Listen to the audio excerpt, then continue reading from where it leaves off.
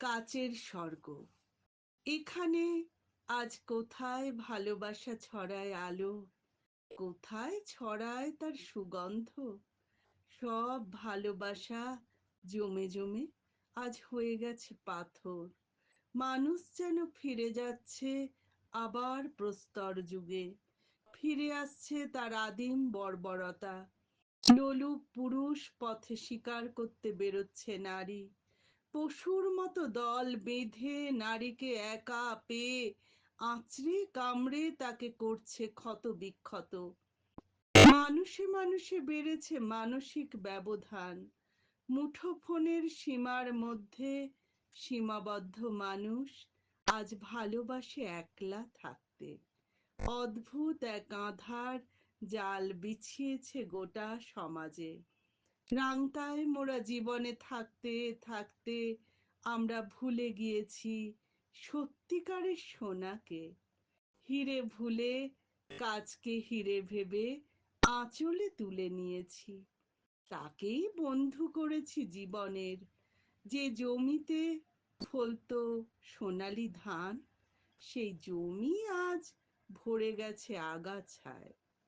আসল ছেড়ে নকলের প্রতি আজ আমাদের বেশি আগ্রহ। আসলে এখন জীবনটাই হয়ে উঠেছে কাচের স্বর্গ। মুক্তির আকাশ।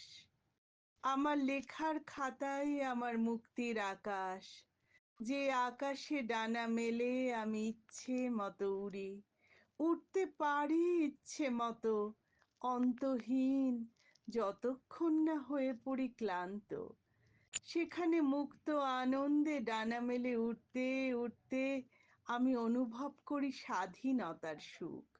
সে সুখের আনন্দ হয়তো বর্ণনায় প্রকাশ করা ঠিক মতো যায় না, তা কেবলমাত্র অনুভবের, নিজস্ব উপলব্ধির।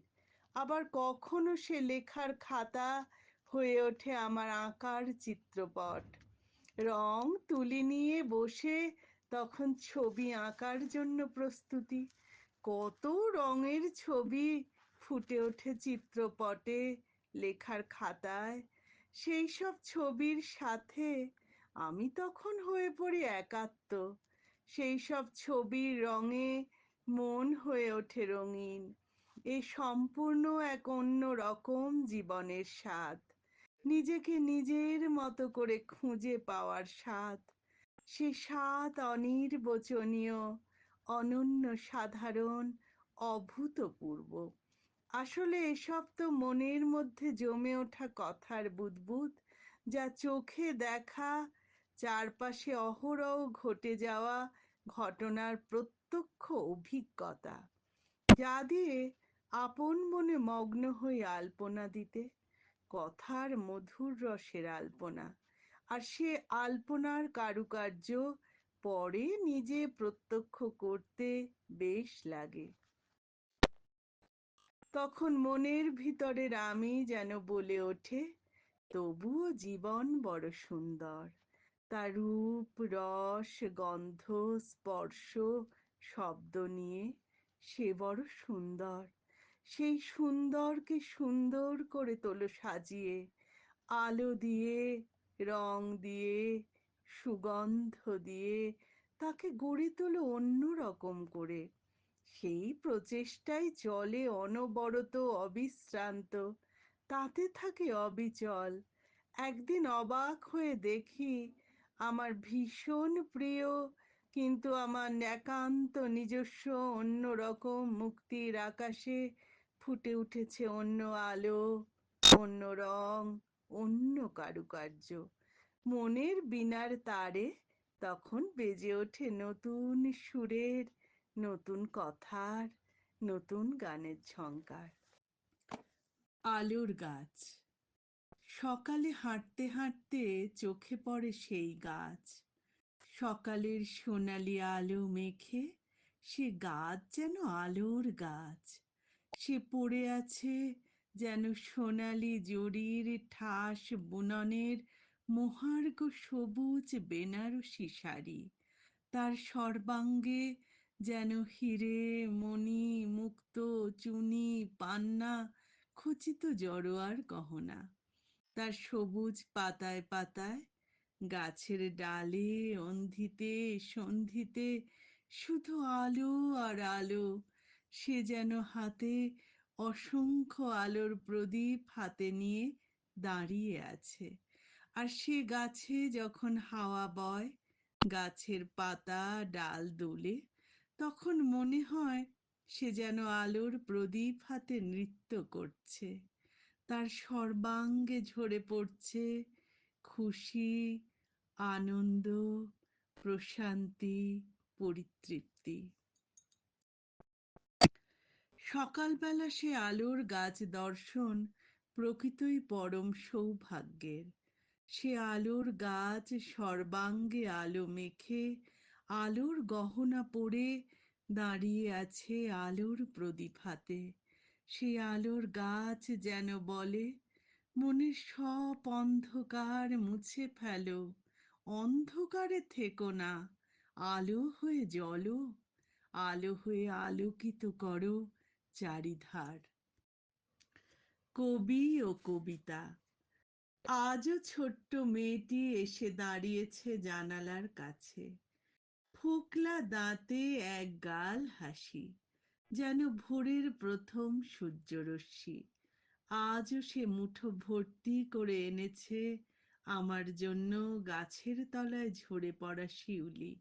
জানালার গরাদের ফাঁক দিয়ে সে গলিয়ে দিল তার ছোট্ট হাত, যে হাতের মুঠি ভর্তি শুভ্র পবিত্র শিউলি ফুল। আমার লেখার টেবিলের একটা কোণ ভরে উঠল শিউলি ফুলের সৌন্দর্যে, পবিত্রতায়, শুভ্রতায়। আমি শিউলি ফুল দেখি আর জানালার ওপাশে দাঁড়িয়ে থাকা ওই নিষ্পাপ বালিকাটাকে দেখি। দুজনের মধ্যে কি কোনো পার্থক্য আছে? শিউলি ফুল আর শিউলি ফুল হাতে ওই মেয়েটি।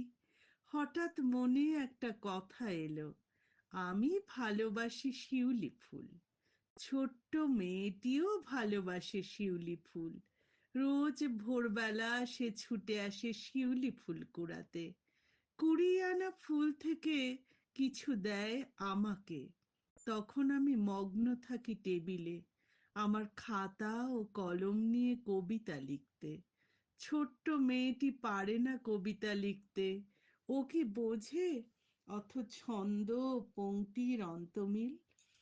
কিন্তু ও বোঝে প্রকৃতি, ভালোবাসে শিউলি ফুল।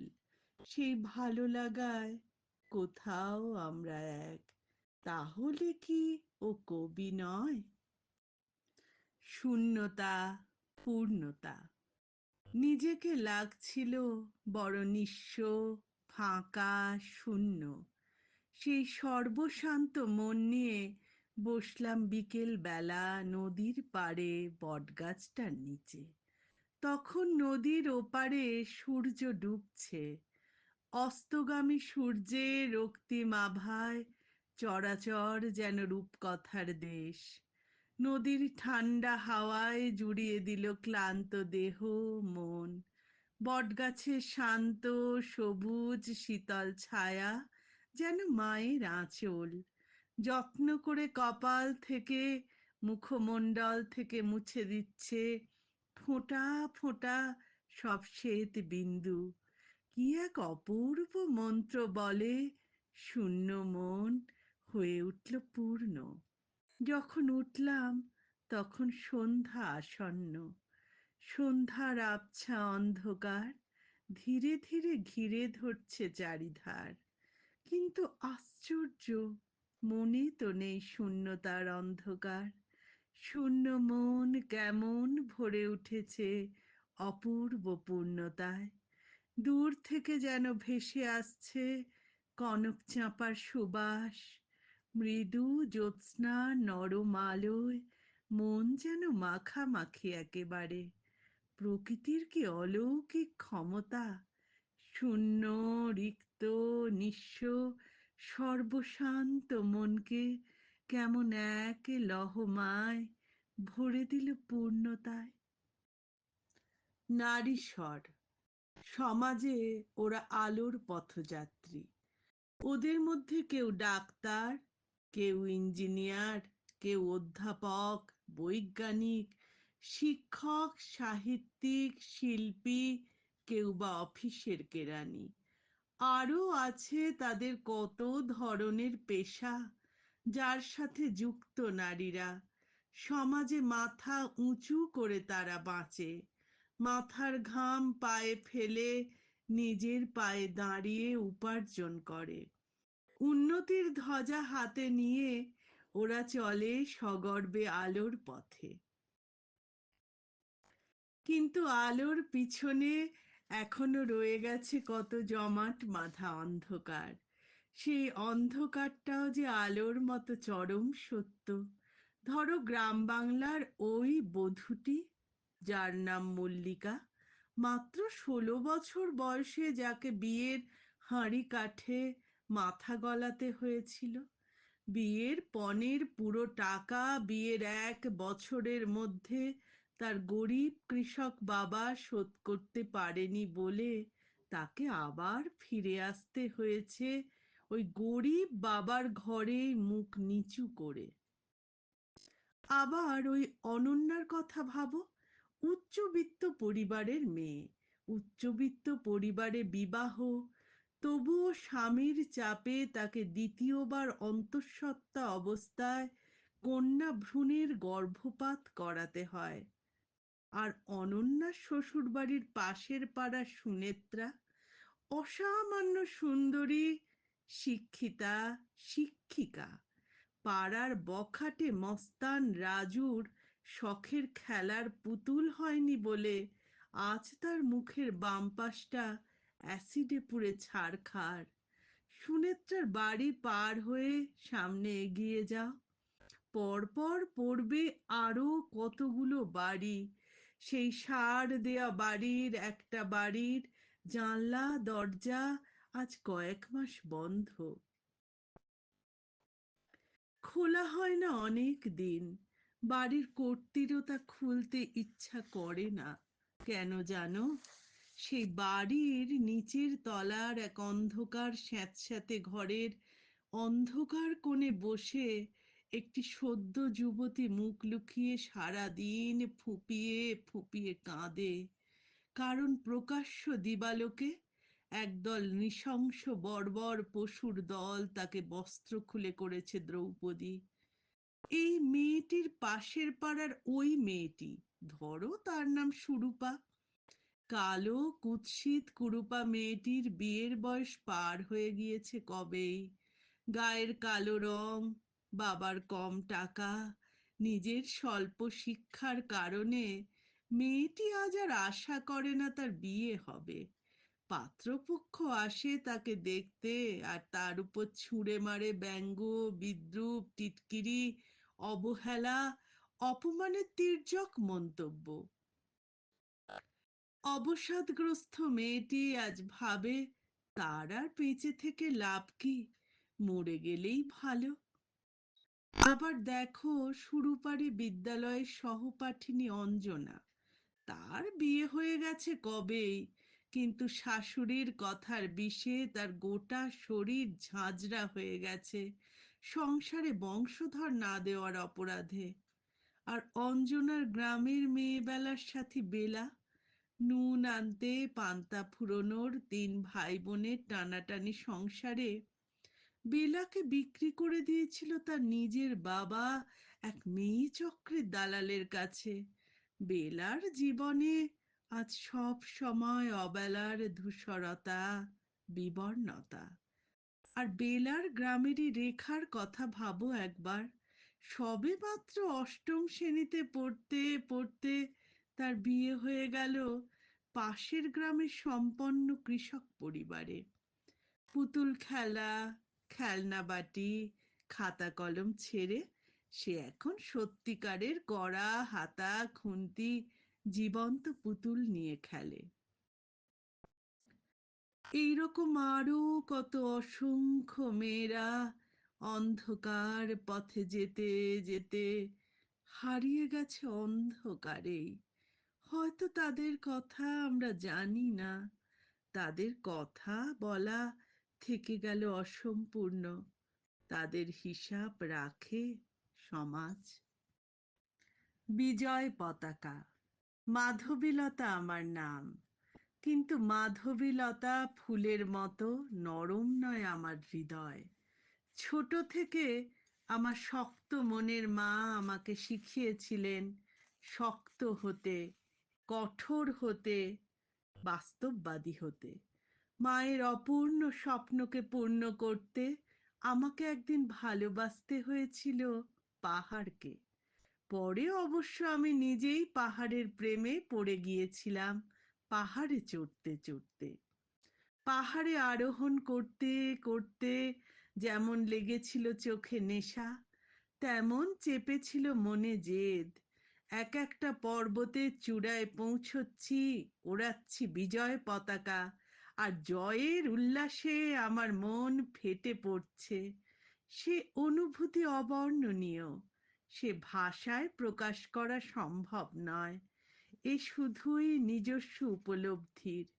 সমস্ত ভয়, প্রতিবন্ধকতা, নেতিবাচকতাকে জয় করা যায় সাহস দিয়ে, মনে দৃঢ় ইচ্ছা শক্তি দিয়ে, আর তীব্র প্রচেষ্টা, কঠোর অনুশীলন, পরিশ্রম আর অধ্যবসায় দিয়ে।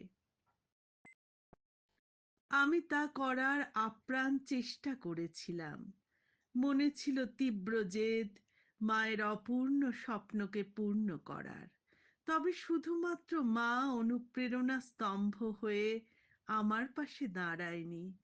আর একজনের কথা না বললে আমার নিজেকে অপরাধী বলে মনে হবে, সে আমার স্বামী।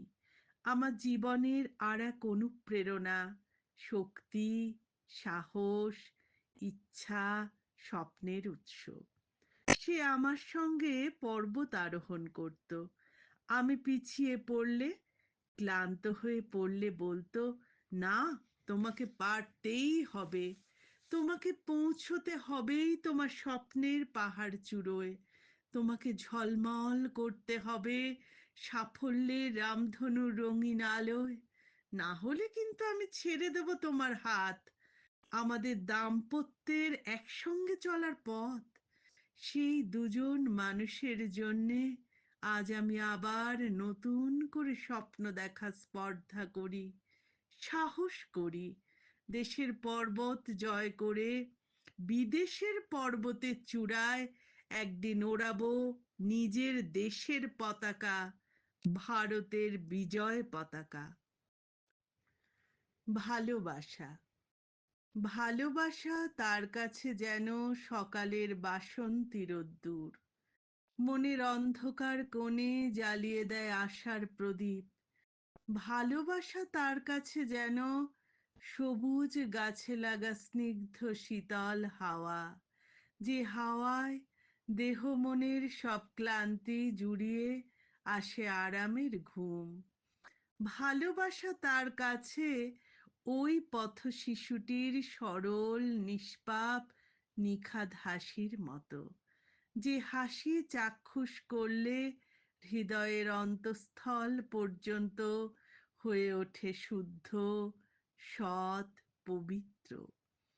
ভালোবাসা তার কাছে যেন সবুজ ঘাসের ডগায় লেগে থাকা ভোরের শিশিরের মতো, যা নতুন দিনের রক্তিম আলোয় ঝলমল করে ওঠে মুক্তোর মতো।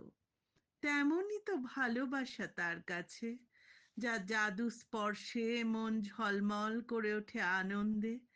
ভালোবাসা তার কাছে যেন পাহাড়ের গা থেকে বেরিয়ে আসা উচ্ছ্বলিত ঝর্ণা, যে ঝর্ণা এক সময় হয়ে যায় নদী, যে নদীতে ডুবে মরেও দুঃখ নেই। সে আসলে তার কাছে মরা নয়, বাঁচা, নতুন করে বেঁচে ওঠা। ভালোবাসা তার কাছে যেন সারা রাত বৃষ্টি ভেজা কদম ফুলের গাছ, যে গাছ ভরপুর জীবনের লাবণ্যে, নতুন প্রাণের আনন্দে, উদ্দীপনায়। ভালোবাসা তার কাছে বৃষ্টি শেষে শেষ বিকেলের আকাশে ওঠা রামধনু, তার রঙে যেমন বিবর্ণ মেঘলা ধূসর গোধূলি সাত রঙের আলোয় রঙিন হয়ে ওঠে হঠাৎ, তেমনি তো ভালোবাসা, যার রঙে রঙিন হয়ে ওঠে বিবর্ণ জীবনপট। ভালোবাসা তার কাছে যেন রূপালি নীলাভ জ্যোৎস্না, জোনাকি নরম হলুদ আলো মাখা রাত্রি, যে রাত্রির কোলে শুয়ে সে দেখবে নতুন কোনো স্বপ্ন। ভালোবাসা তার কাছে নীল আকাশের বুকে উড়ে চলা ওই পাখিটি, যার ডানা ঝাপটানোর শব্দে আছে মুক্তির অনাবিল আনন্দ, যার পায়ে নেই কোনো পরাধীনতার বেড়ি, তার চারপাশে নেই খাঁচার গরাদ, তার চারপাশে শুধুমাত্র দিগন্ত বিস্তৃত অন্তহীন নীল আকাশ, সাদা মেঘ আর মুক্তির উল্লাস। সেই তো ভালোবাসা। ভালোবাসা এভাবেই জন্মায়, এভাবেই চিরকাল বেঁচে থাকে, ফুটে থাকে সদ্য ফোটা পদ্মের মতো হৃদয় সরোবরে। স্বপ্ন, ভেতরের স্বপ্নটাই তো আলো ছড়ায়, ছড়ায় রং, ছড়ায় সুগন্ধ।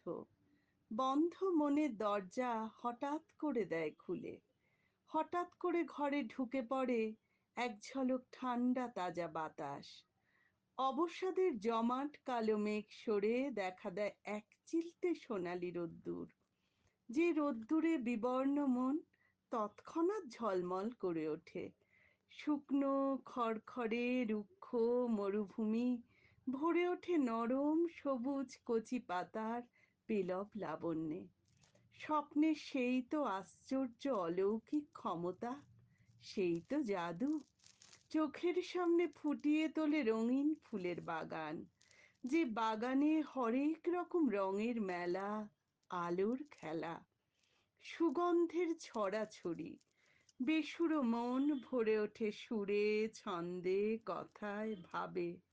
উপলব্ধি, অনুভূতি, কল্পনা মিলেমিশে তৈরি হয় রঙিন ছবি। সে ছবি বলে, বাঁচতে যদি চাও স্বপ্ন দেখো। দুঃসময়ে, ভীষণ কঠিন সময়ে যখন তুমি হেঁটে যাও আগুনের উপর দিয়ে, তখন তোমার ভিতরের ঘুমিয়ে থাকা স্বপ্নটাই তোমাকে মরে যাওয়া থেকে বাঁচাবে। তাই মনের সিন্ধুকে সযত্নে তুলে রাখো তোমার স্বপ্নের মহামূল্যবান অলংকারকে। স্বপ্নে দেখা বাড়ি, কতকাল সেই বাড়িতে আর যাওয়া হয় না।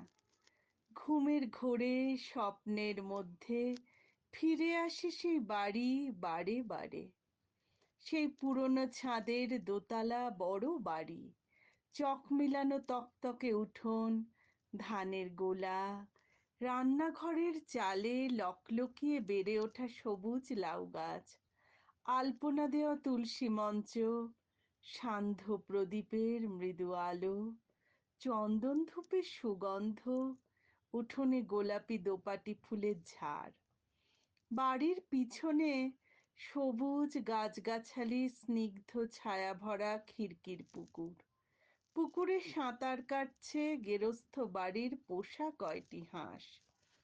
যখন বিকেল, সূর্যের কমলা আলো ঢলে পড়ছে সুপারি গাছের মাথায়, তখন চৈ চৈ ডাক শুনে তাদের কি সুন্দর শাড়ি দিয়ে গুটি গুটি ফিরে আসা ঘাটের কাছে। সবকিছু কেমন স্বপ্নের মতো লাগে, যেন রূপকথার ছবি। কিন্তু এই সব নয় রূপকথা, এ সত্যি, ভীষণভাবে সত্যি মেয়েবেলা স্মৃতিতে। বাড়ির সামনে খামার, বাতাবি লেবুর গাছ, অজস্র থোকা থোকা সাদা ফুলে ভরা গাছটায় যেন মনে হতো তারা ফুটেছে। জ্যোৎস্না রাতে মনে হতো সেই সব যেন হীরের ফুল। স্বপ্নের মধ্যে জেগে ওঠে গাছটা, নাকে আসে ফুলের স্নিগ্ধ মৃদু মধুর সুবাস। বাড়িটা থেকে একটু দূরে সবুজ ধানক্ষেত, আলপথ বেয়ে তার মধ্যে দে ছুট। আরো খানিকটা ছুটতে ছুটতে নদী, সামনে নদী, বিশাল নদী, এপার ওপার দেখা যায় না। নদীর পাড়ে খেয়াঘাট, খেয়াঘাটের পাশে সেই অজস্র ঝুরি নামা বিশাল বুড়ো বটগাছ, তার তলায় বৃন্দাবন বৈরাগীর ছোট্ট চায়ের দোকান। যখন খরিদ্দার আসে তখন সে চা করে, আর অন্য সময় খঞ্জনি বাজিয়ে চোখ বুজে আপন মনে আপন ভোলা হয়ে গান গায়। খাঁচার ভিতর অচিন পাখি কেমনে আসে যায়, তাকে ধরতে পারলে মনোবেরি দিতাম পাখির পায়। দুঃখ, মন ভারাক্রান্ত ছিল অবসাদে, বিষণ্ণতায়। ভারাক্রান্ত মনের ভার লাঘব করার জন্য গেলাম নদীর কাছে। বিকেলবেলা বসলাম একলা নদীটির কাছে। শীর্ণকায়া ক্ষীণ স্রোতস্বিনী নদী তখন তিরতির করে বয়ে যাচ্ছে আপন মনে। আমি তার পাশটিতে বসে আস্তে আস্তে বললাম, তোমার সাথে দুটো সুখ দুঃখের কথা কইতে এলাম, যদি আমার ভারী মনকে একটু হালকা করতে পারি সেই আশায়। আমার কথা শুনে শীর্ণ ক্ষীণ নদী একটু শুকনো কাষ্ঠ হেসে বলল, আর লোক পেলে না আমার কাছে এলে দুঃখের কথা বলতে? আমি নিজের দুঃখে নিজেই মরছি। আমি অবাক হয়ে বললুম, তোমার আবার কিসের দুঃখ? নদী অবাক বিস্ময়ে চোখ কপালে তুলে বলল, কি বলছো, আমার দুঃখ নেই? দুঃখে কষ্টে আমি শুকিয়ে যাচ্ছি ক্রমাগত।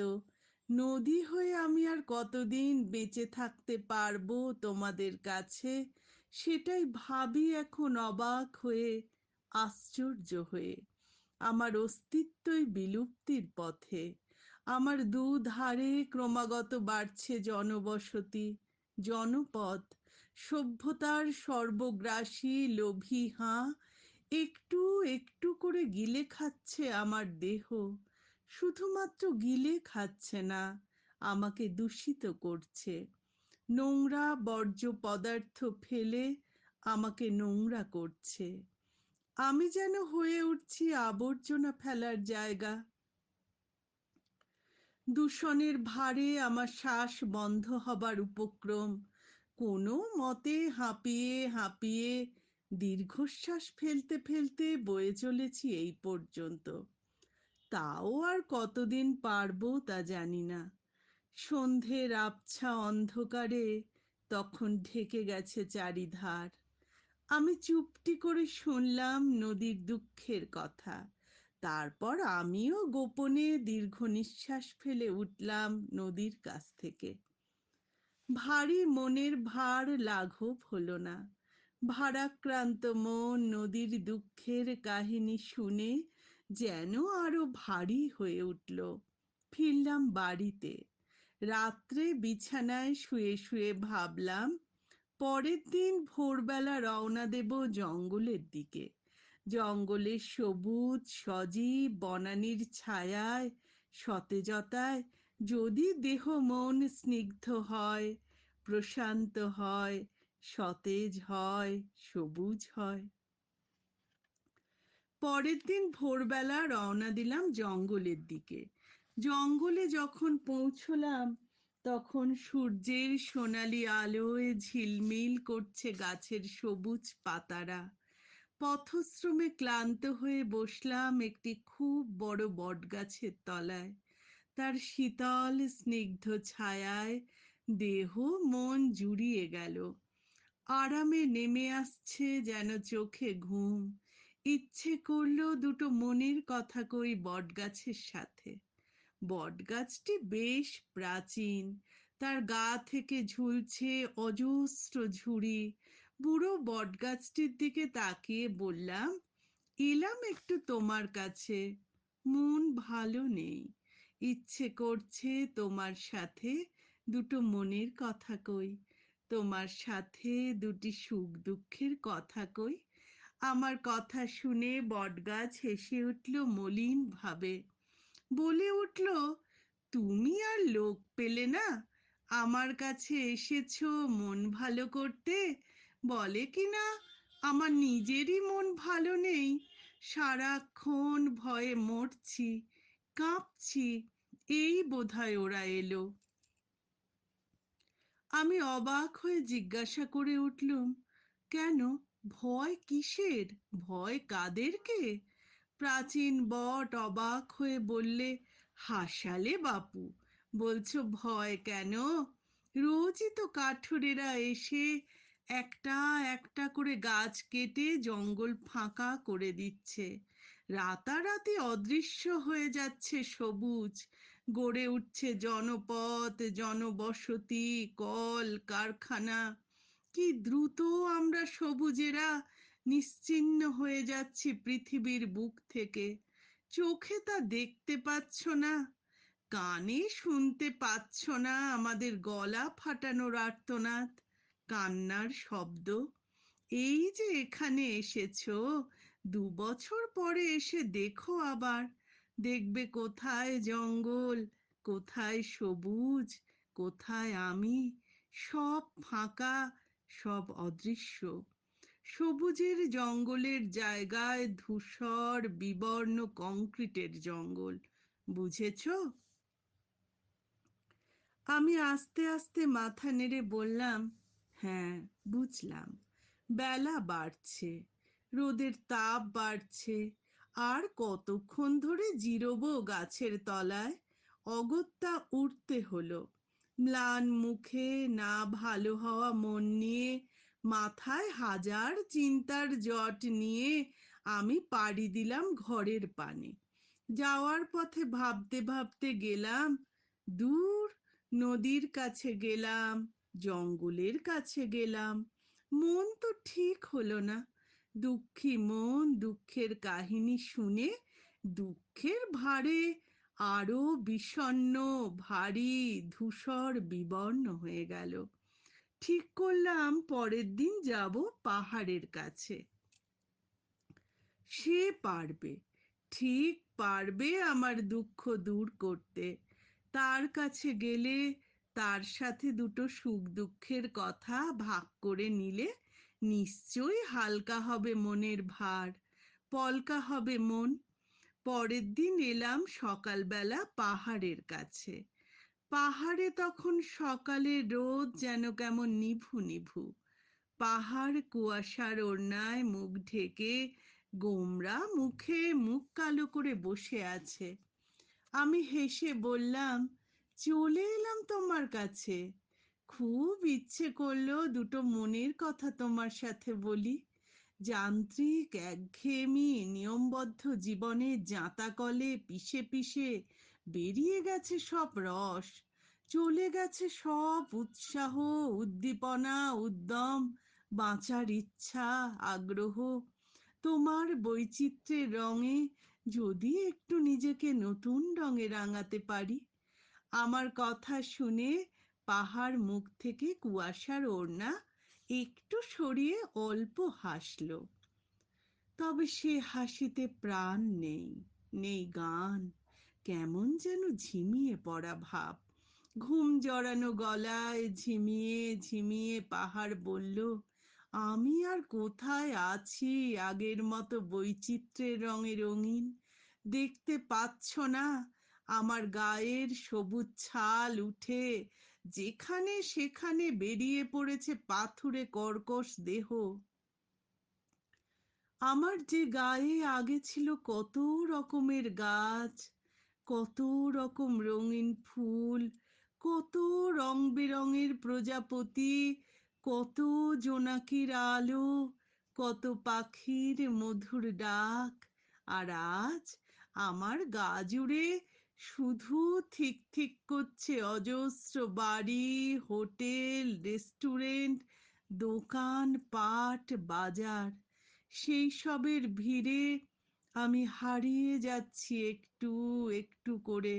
নিশ্চিহ্ন হয়ে যাব নদী জঙ্গলের মতো। একদিন আমিও হয়তো বিলুপ্ত হয়ে যাব। বিদায় নেব চিরতরে পৃথিবী থেকে। আমি বেঁচে থাকবো, জেগে থাকবো বাড়ি, হোটেল, দোকান পাট বাজারের নাগরিক কৃত্রিমতায়। প্রকৃতির প্রাকৃতিক সৌন্দর্য শেষ হয়ে যাবে, বিলুপ্ত হয়ে যাবে নগর সভ্যতার গহ্বরে। অনেকগুলো কথা এক নাগাড়ে বলে পাহাড় থামলো। তারপর ফের কুয়াশার ওড়নায় মুখ ঢেকে ফেলে বলল, তুমি এখন যাও তো বাপু, আমার সুমুখ থেকে। বিরক্ত করো না আমাকে, আমার খুব ঘুম পাচ্ছে, আমাকে ঘুমাতে দাও। বলে ওড়নায় মুখ পুরো ঢেকে পাহাড় সকালে আবার দিবানিদ্রায় ডুবে গেল। আমি চেয়ে দেখলাম চারিদিকে যেন কেমন ঘনিয়ে এসেছে ধোঁয়াটে অন্ধকার। এ কোন সকাল, যা রাতের চেয়েও অন্ধকার! দুঃখ তো দূর হলোই না, বরং ওদের দুঃখের কাহিনী শুনে আমার দুঃখ বেড়ে গেল দ্বিগুণ। আগে আমার দুঃখের ঝুলি যদিও বা একটু খালি ছিল, তা ভরে গেল আরো বেশি। ভারী ঝুলি বয়ে নিয়ে যেতে এখন কষ্ট আরো বেশি যে। ঝরা বকুলের কথা। আরব সাগরের লোনা হাওয়া আর কৃত্রিম মেশিনের ঠান্ডা হাওয়া অনেক বছর এক নাগাড়ে খেয়ে খেয়ে আজকাল বড় একঘেয়ে লাগে। মাঝে মাঝে খুব ইচ্ছে করে গ্রামের সেই ছোট্ট, হোক না মজে যাওয়া সরস্বতী নদীর ধারে গিয়ে একলা বসি বিকেল বেলা। আগে যেমন বসতাম। সবুজ গাছগাছালি ভরা নদীর জলের ঠান্ডা হাওয়া জুড়িয়ে দেবে শরীর মন।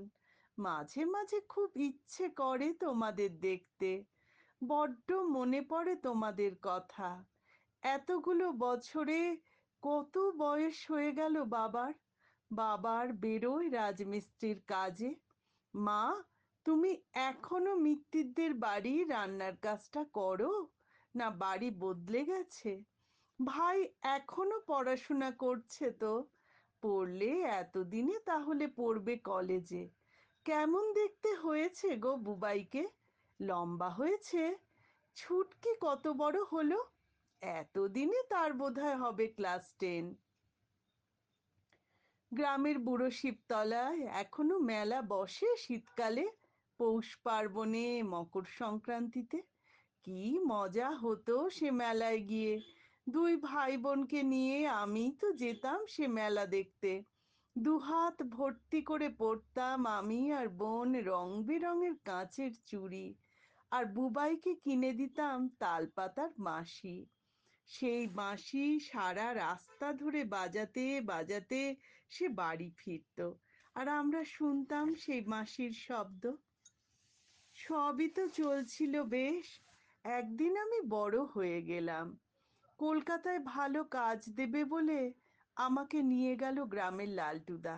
তোমরাও বিশ্বাস করে ছাড়লে তার সাথে। সেই শেষ। তারপর থেকে আমার আর তোমাদের কাছে ফেরা হলো না। আমি হারিয়ে গেলাম তোমাদের কাছ থেকে চিরতরে। সাতঘাটে ঘোড়া শ্যাওলার মতো ভেসে ভেসে শেষ পর্যন্ত আমার ঠিকানা আরব সাগরের কিনারে এই উচ্চবিত্ত শহরে। কি আলো ঝলমল শহর! রাত্রিবেলাতেও নিয়ন বাতির আলোয় দিন বলে ভ্রম হয়। চারিদিকে বড়লোক বিলাসী মানুষের অঢেল প্রাচুর্য। কত ঐশ্বর্যের ছড়াছড়ি চারিদিকে। মানুষের টাকার হিসেব নেই। রাত্রি হলে তারা দুহাতে টাকা ওড়াতে বেরোয়। সেই টাকা ধরার জন্যে আমরা দাঁড়িয়ে থাকি, অপেক্ষা করি রাত্রির জন্য। টাকার জন্যেই তো সব। টাকার জন্যেই তো আমাদের মতো গরিব ঘরের মেয়েরা কাজের লোভে হয় প্রতারিত। লোভী পুরুষের মন গলানো কথার ফাঁদে পা দেয়, আর যে ফাঁদে আটকে পড়ে তাদের সমস্ত জীবন শেষ হয়ে যায়। ফাঁদ শুষে নেয় দেহের সমস্ত রক্ত, শরীরের সব রস, দুমুঠো ভাত, মাথার উপরে ছাদ, পরনের কাপড়ের ব্যবস্থা হয় ঠিকই, কিন্তু আমরা যাই চিরকালের জন্য সমাজ সংসার থেকে হারিয়ে। অন্ধকারের আঁধারে নিশাচর প্রাণীর মতো কাটাতে হয় সারা জীবন। সেখানে আলো কোথায়? দিনের আলো তো নয় আমাদের জন্য, আমাদের জন্য বরাদ্দ রাত্রির অন্ধকার। রাত্রিতেই তো উৎসব জমে ভালো, সার দিয়ে সাজানো শরীর ভোগ্য পণ্য, ক্রেতাদের দরাদরি, হাজার ফরমাইশের ভিড়ে শরীর ভোগের এক চলন্ত উৎসব। চড়া মেকআপের আড়ালে চকচকে শাড়ির ফুলকিতে ধুঁকতে থাকে রাত জাগা ক্লান্ত চোখ, ক্লান্ত দেহ, ক্লান্ত মন। আমার মতো আরো কত অস্তিত্ব। ধরো আমি যদি পদ্মা হই, তারা কেউ বা হাসিনা, লতিকা, কমলা, যুথিকা, রাবেয়া, রেবেকা। তারা কেউ বা বসিরহাট, কেউ বা বারাসাত, কেউ বা মালদা, কেউ বা রাজারহাট। বাঁশি জুঁয়ের মালা, মদের ফোয়ারা আর নিয়ন বাতির চড়া আলোয় আমার মতো তাদেরও জীবন থেকে হারিয়ে গেছে সহজ স্বাভাবিক কাকডাকা ভোর, গ্রাম্য মেঠো পথ, সাঁঝ প্রদীপ, প্রিয়জনের মুখ, প্রিয় অস্তিত্ব, তাদের আদরের সান্নিধ্য, প্রিয় স্পর্শ। আকাশচুম্বী বহুতলের কৃত্রিম মেশিনের ঠান্ডা হাওয়ায় আর আরব সাগরের লোনা হাওয়ায় শুধু ঘোরে আমাদের দীর্ঘ নিঃশ্বাস। বুকের মধ্যে গুমড়ে ওঠে চাপা কান্না, তবু হাসতে হয়। হাসির ভাব ঠোঁটে ফুটিয়ে রেখে ভান করতে হয় খুশি থাকার, খুশি করতে হয় খরিদ্দারকে। এইভাবে চলতে চলতে আমরা একদিন ফুরিয়ে যাব, শেষ হয়ে যাব ঘরের অন্ধকার কোণে, রাত্রির অন্ধকার গর্ভে হারিয়ে যাব। তাতে কি এসে যায় কার? সে খবর রাখা কারোর জন্য নিষ্প্রয়োজন। পুরাতন শরীরের বদলে তখন চাহিদা নতুন শরীরের, শুরু আবার নতুন করে খেলা।